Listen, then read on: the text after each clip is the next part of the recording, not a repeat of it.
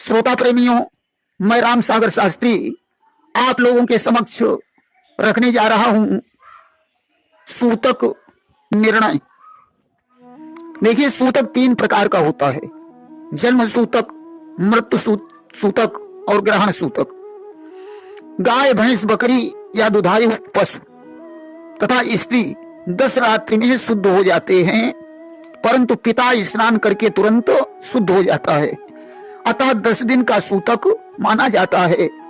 क्योंकि रात्रि से पहले दिन आता है, इसलिए 10.5 दिन का सूतक मान लिया जाता है।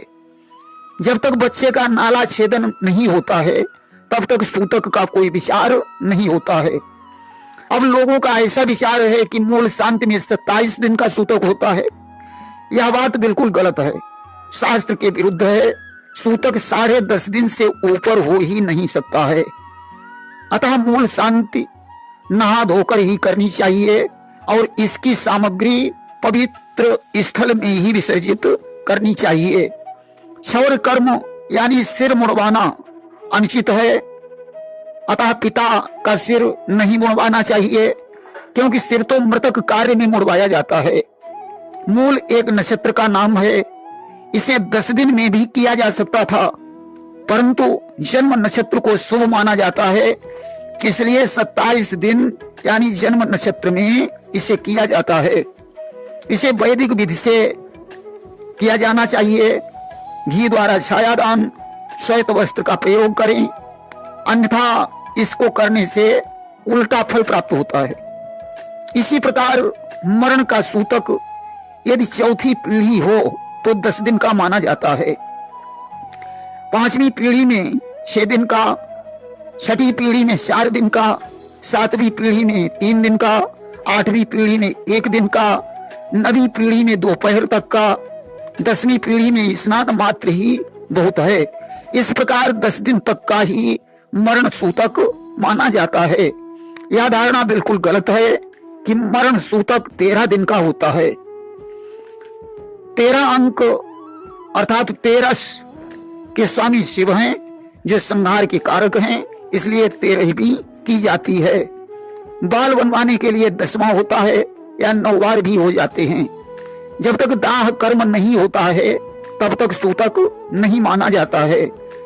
निर्णय सिंधु में तो दाह कर्म उसी दिन बताया गया है जिस दिन व्यक्ति की मृत्यु होती है।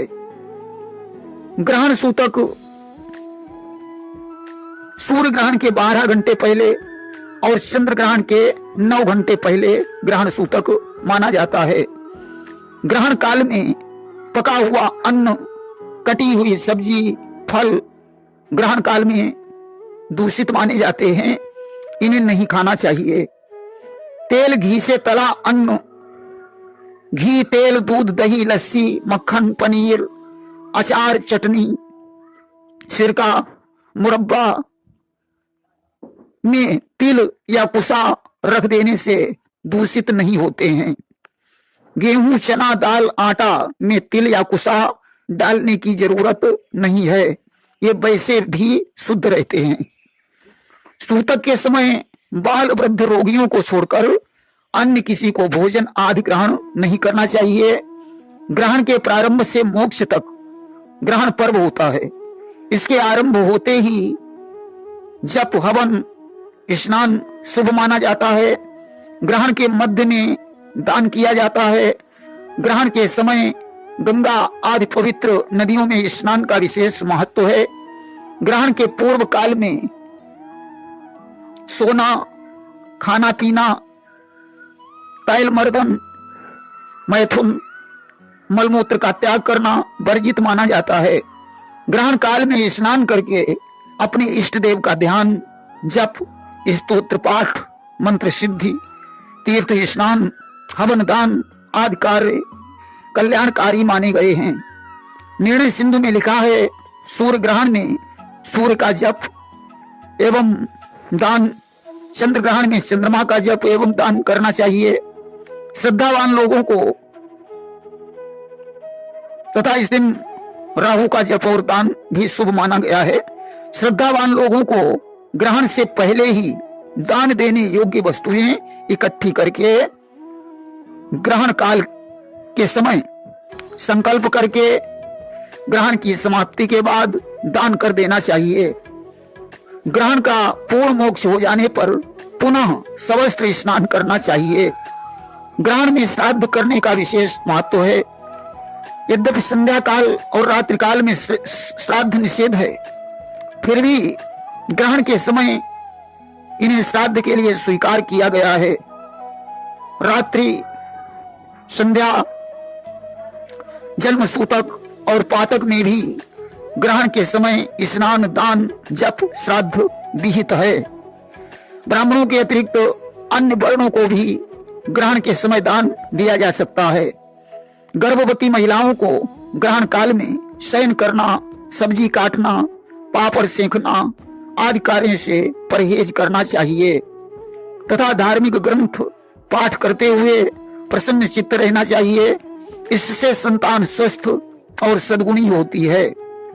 जिस नक्षत्र और राशि में सूर्य या चंद्रमा हो, ग्रहण उसी के लिए अशुभ माना जाता है। जो ग्रहण हमारे यहाँ दृश्य नहीं होते हैं, उनका सूतक नहीं माना जाता है, अर्थात उसका स्नान, दान, पुण्य कर्म, यम नियम मान्य नहीं है। अथवा उपछाया ग्रहण दृश्य होने पर भी सूतक आदि से मान्य नहीं है। ग्रहण के सूतक काल में मंदिर में प्रवेश करना, मूर्ति का स्पर्श करना, यात्रा करना वर्जित है। ग्रहण मोक्ष के बाद पीने का पानी ताजा लेना चाहिए।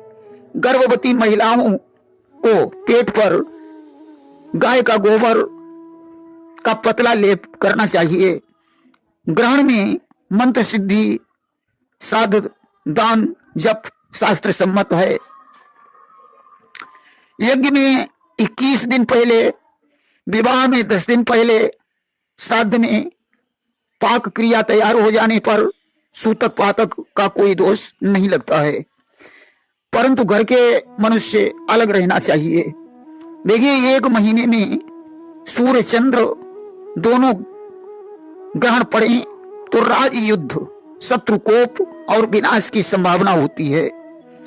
जो सूर्य और चंद्रमा ग्रहण के समय उदय या अस्त हो तो अन्न और राज का विनाश की संभावना होती है। देखिए, ग्रहण कब पड़ता है?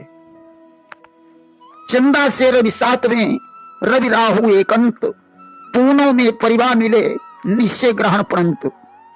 रवि से राहु 7वें, शशि रवि हो एकंत, मावस में परिवार मिले निश्चय ग्रहण पड़ंत। अमावस्या को सूर्य चंद्र एक राशि पर हो, सूर्य नक्षत्र चंद्र नक्षत्र एक हो तो परिवार की संधि में सूर्य ग्रहण होता है। सूर्य नक्षत्र से चंद्र नक्षत्र तक गणना करें, उसमें से 11 निकाल दें, शेष यदि 13 बचे तो निश्चय सूर्य ग्रहण होगा। जब सूर्य के नक्षत्र से चंद्रमा 15वें नक्षत्र पर हो और केतु चंद्रमा एक राशि पर हो तो चंद्र ग्रहण होता है। यदि एक पक्ष में 13 दिन हो तो वाहन संबंधी पशुओं का नाश होता है। देखिए, श्राद्ध करने के लिए जिनकी तिथि याद नहीं होती है, उनके लिए अमावस्या को श्राद्ध कर देना चाहिए। व्रत, यज्ञ, विवाह, श्राद्ध, होम, हवन, पूजा, अनुष्ठान, जप आदि प्रारंभ हो जाने पर सूतक मान्य नहीं होता है। विवाह, यज्ञ, विविध उत्सव, पूर्व संकल्पित कार्य में भी मरणादि सूतक दोष नहीं होता है। प्रेम से बोलिए वृंदावन बिहारी लाल की जय।